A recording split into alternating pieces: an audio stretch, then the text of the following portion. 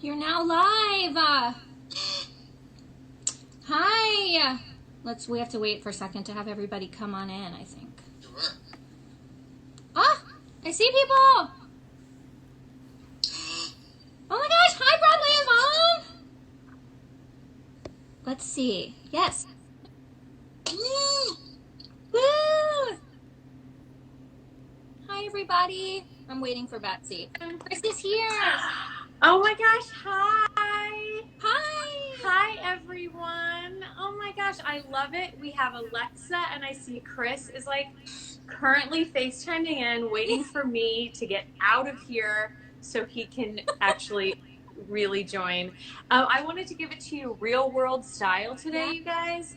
Hi everyone, I'm Betsy Wolf, BroadwayEvolved co-founder. Thank you for joining us. I'm so excited you guys are here for our 5th day of our free BroadwayEvolved mini sessions. Today we have Alexa and Chris, who have come now both years to our BroadwayEvolved intensives, and I know when all this resumes and when the world carries on, we're going to do it again.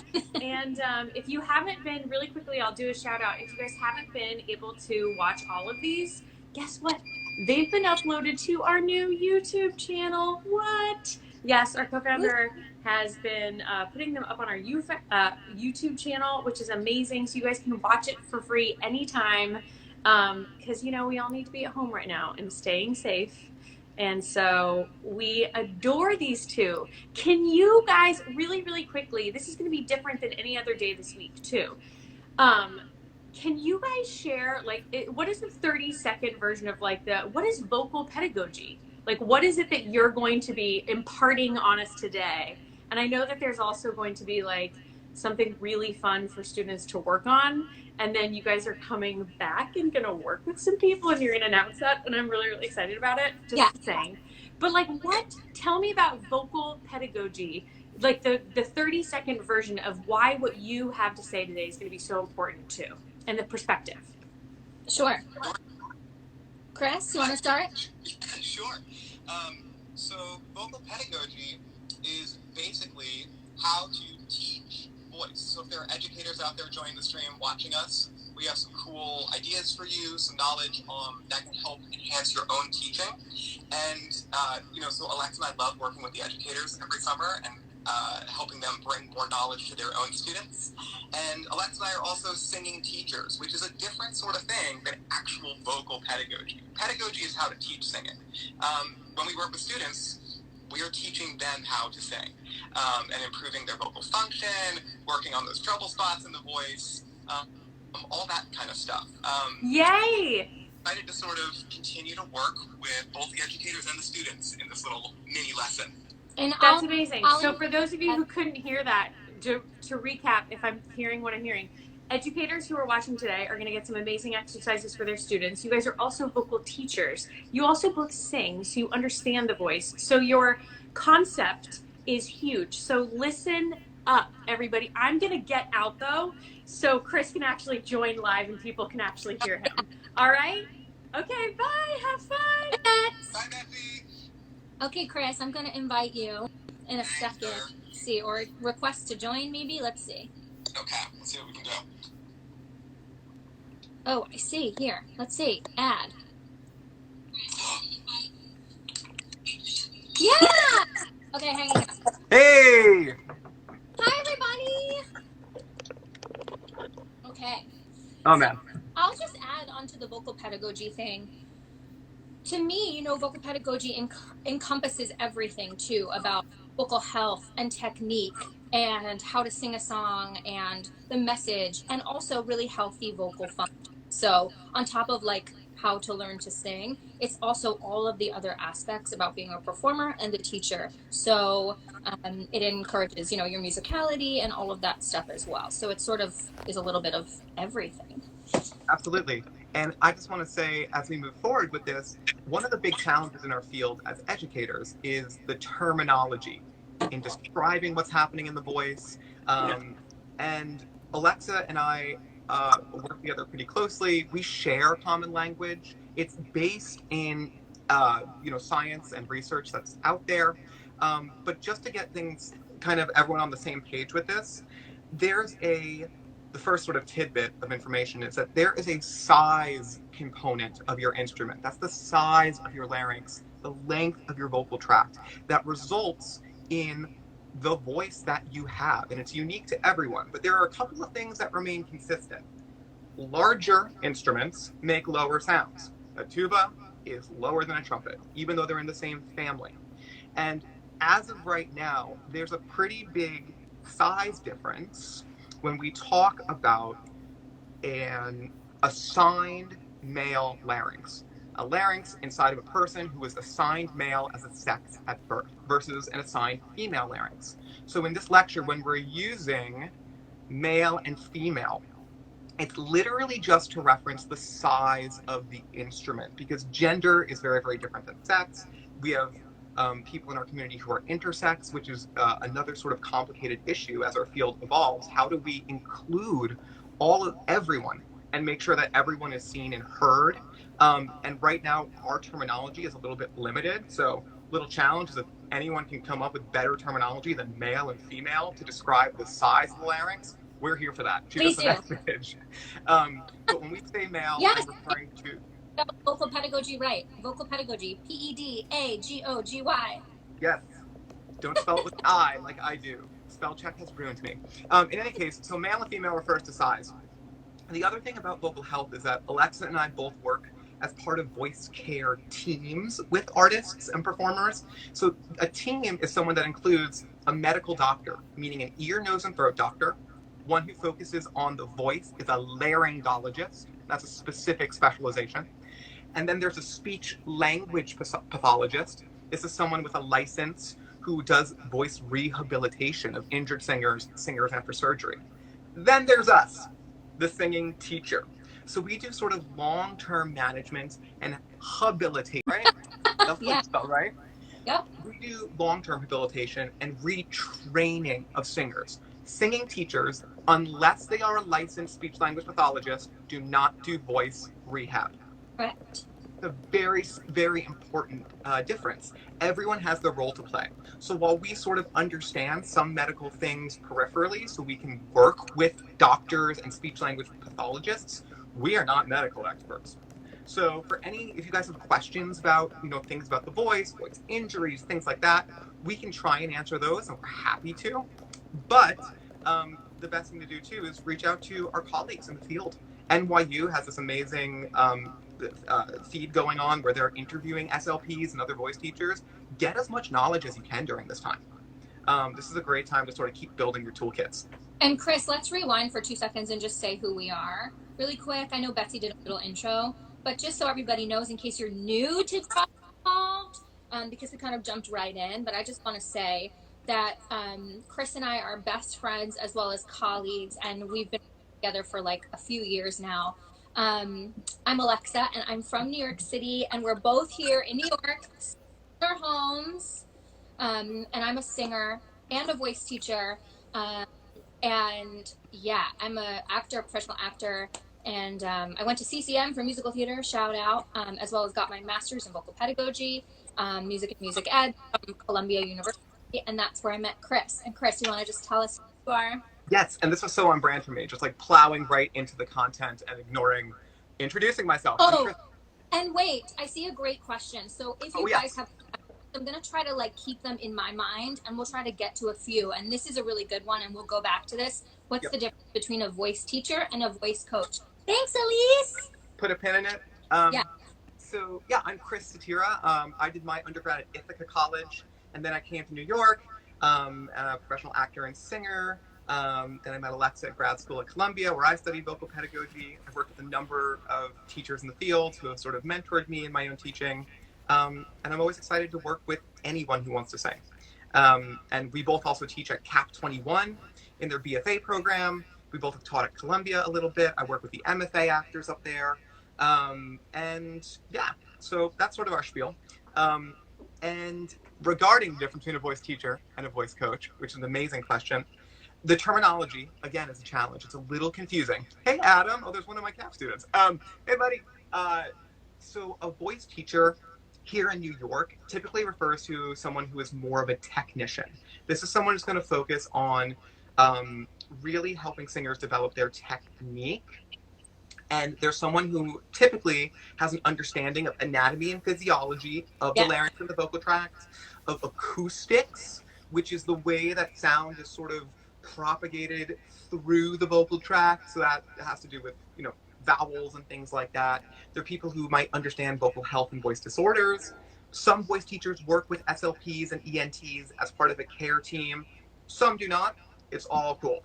A voice coach is typically someone who helps you interpret the repertoire.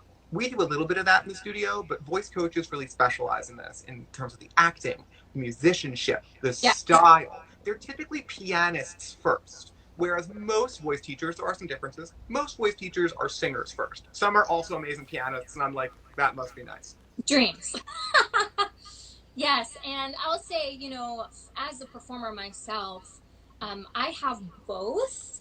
And yes, there is definitely crossover, and every teacher and coach specializes in certain things. And feel free, always ask your teacher and your coach, what they do best, and find the right fit, because a lot of our learning also takes place through rapport with our teachers and our coaches. So it's really, I have both. I have met actually 2 different teachers that I go to and I'm obsessed with, love, and they really work on my function and my healthy technique that grounds my performance. Then I take all of my material to my coach and we work on the beat and the moments and the emotional things that I need to the piece, and my cut, and my voice teachers also do that with me. So there is a little bit of crossover, but just to be clear, and people do both, but don't be afraid to ask, and find out where your teachers got their education and what you want to gain from them. Absolutely. So today, the focus of our lecture is going to be on one really specific technical concept that is related to vocal health. It's related to improving the function and the ease in your voice. And this has to do with the part of the voice that most people are concerned about, whether you're male or female, whether you're a belter or a soprano, whether you're a tenor or baritone, and that's that tricky break area. Right? So we're going to sort of go over what is that, why does that happen, and what are some strategies for you to work through this. So just like in Betsy's lecture on Wednesday, you don't feel like you're reaching for all of your high notes. Okay? So we're going to do the quickest of anatomy and physiology reviews, and I brought my good friend Larry, the larynx, with me. So this is your larynx, and it sits in your throat like this, right? So if everyone can sort of touch their neck, lightly, right? gently. Gentle. This might be easier for some larger larynx people, sort of where your Adam's apple might be. And if you swallow, you might feel this, plop, plop, right? The larynx is suspended in the neck. There are muscles that lift it. There are muscles that pull it down.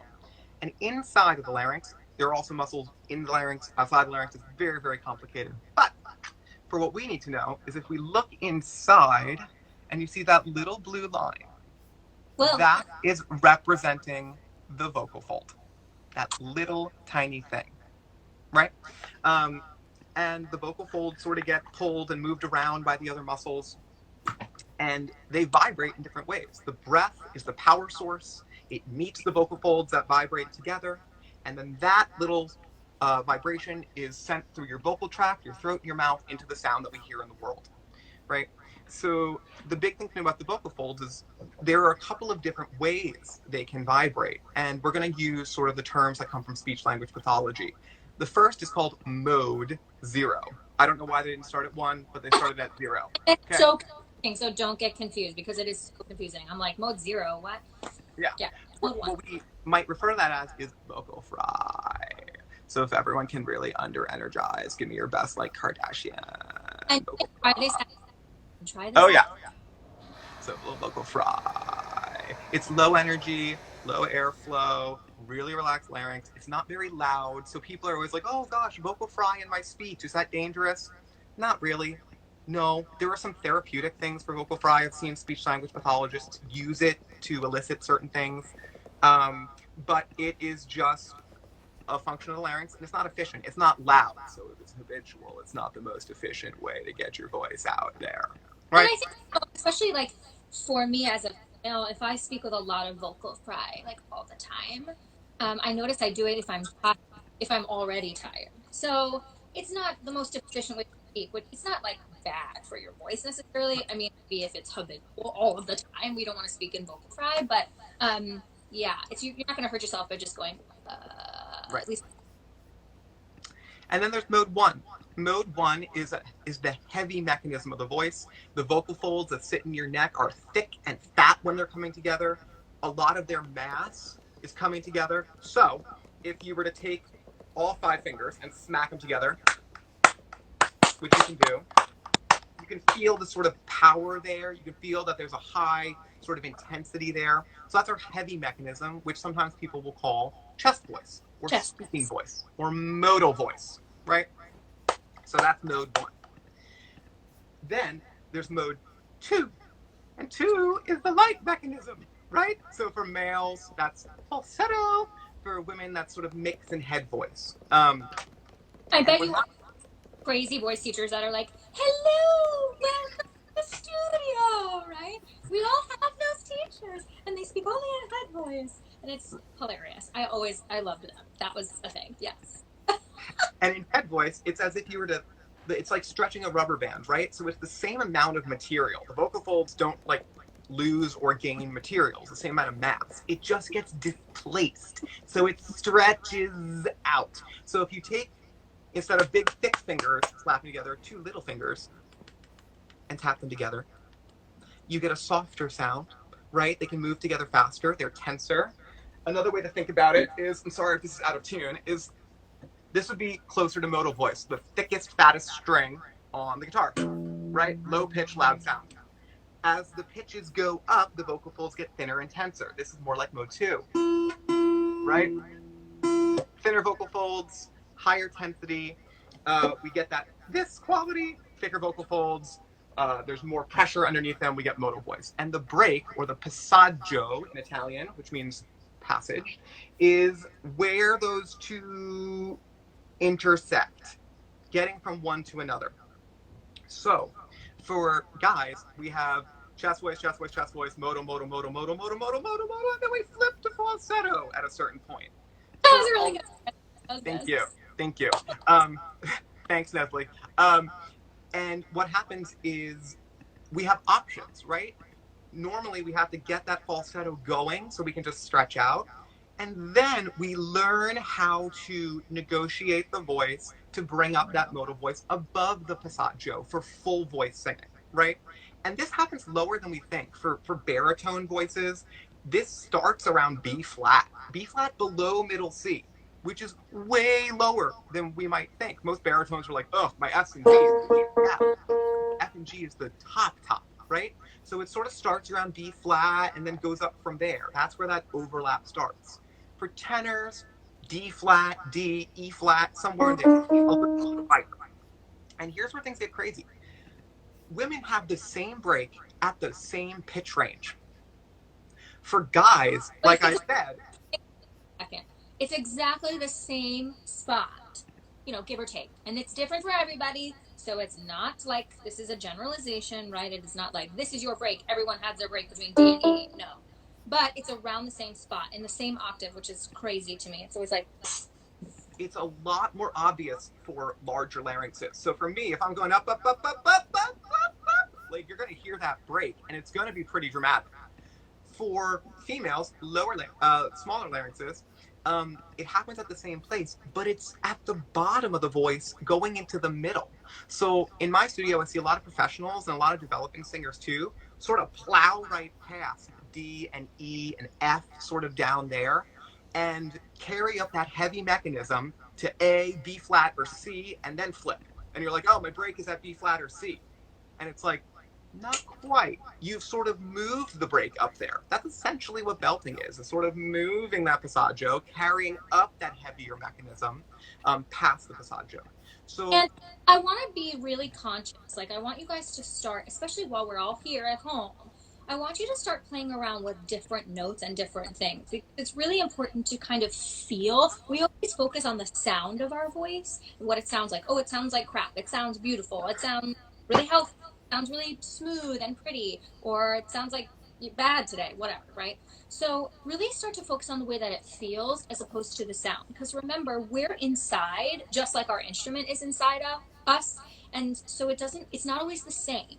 So really focus on the feeling, right? And I just want to demonstrate one thing, Chris. If I sing, ah, can you guys hear that? That's my break. Ah, between D and E4, right above middle C. Of course, I can go ah and keep it in chest voice, but really that's my break. And I, as a singer, went years and years and years not realizing that at all. I thought my chest voice topped out higher, and then it was like a giant flip. And now I have the knowledge and the power. I understand. Okay, let's keep going. Yes. So what we're going to move into is a couple of different things you can try out at home to sort of work through this break. I see someone writing about glides and scales, and those are excellent tools. And we like to start from the top down, from the light to the heavy. Otherwise, people sometimes get stuck on the bottom, and it's like trying to push an elephant up a tree. So this is something everyone can try, no matter your voice type, sort of in the same general range. So Alexa, if you give me G above middle C, right? This is above that DE area. This is everyone sort of above the break. It might feel low for some of the lighter voices, the higher voices. It might feel kind of high for the lower voices. But on who or we, the oo and the e, the small vowels help you find that light voice. Just slide down. Starting there, not worrying about the pitch. Ooh. Everyone can give it a shot. Just a glide. Wee! Whee! Great. And if you're finding that that break is tricky or that there's a big gear shift or a click, try getting a little softer as you approach it. Ooh, or wee, to try and smooth that out, right? I was going to try it, but go ahead. Keep going. Keep telling me. Well, once you get it going in one direction, you can try and go back and forth.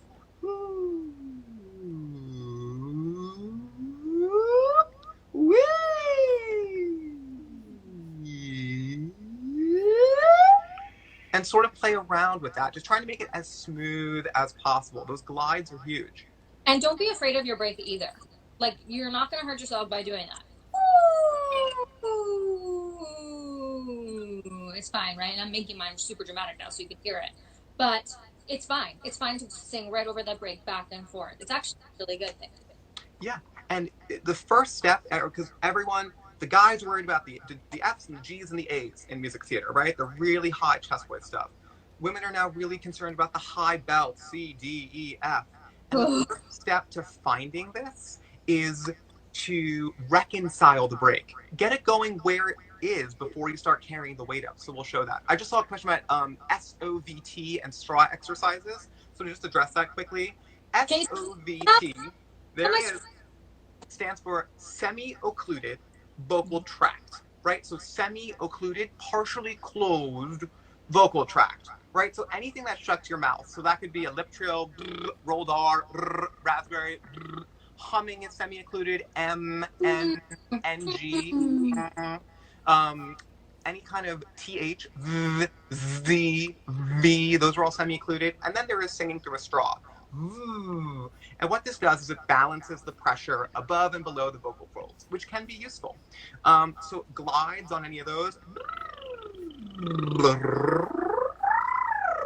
Those are super helpful too. If you like a straw, use a straw. If you like a raspberry, do a raspberry. Yeah, and don't give up if you can't do one or the other. It's okay. Oh, yeah. Try it and see what feels the best. Think about keeping your throat open. A lot of us use imagery and pictures and things to kind of get that feeling. So don't be afraid to. I love this one. Like, I think of our neck as the roots of a tree, and we expand this way, and it stays nice and open, sort of like an hourglass shape, and it blossoms at the top, comes through the middle, just like our neck, just like the shape that we are, and kind of expands at the bottom. So it's all connected.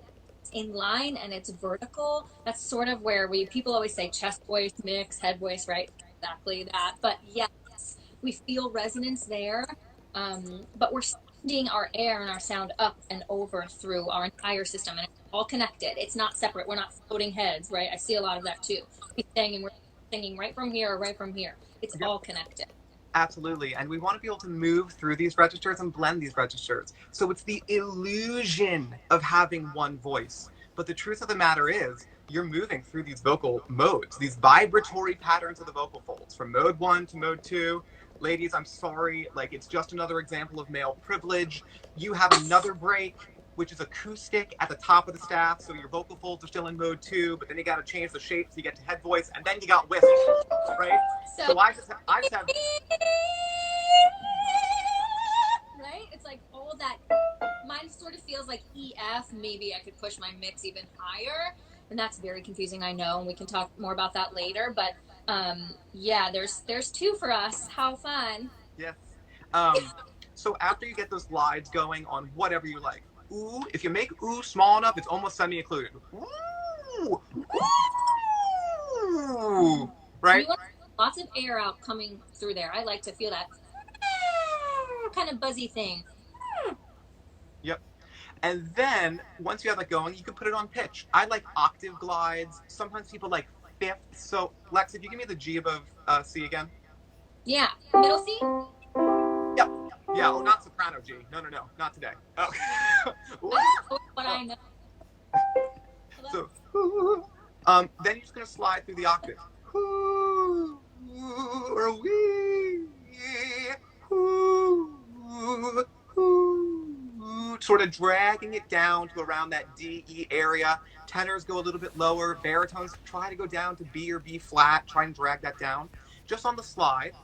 And then the next step is to fill out the scale. So if I get that G again, you're going to see where it sort of comes back on that pivot point, back to that sort of modal voice, that chest voice.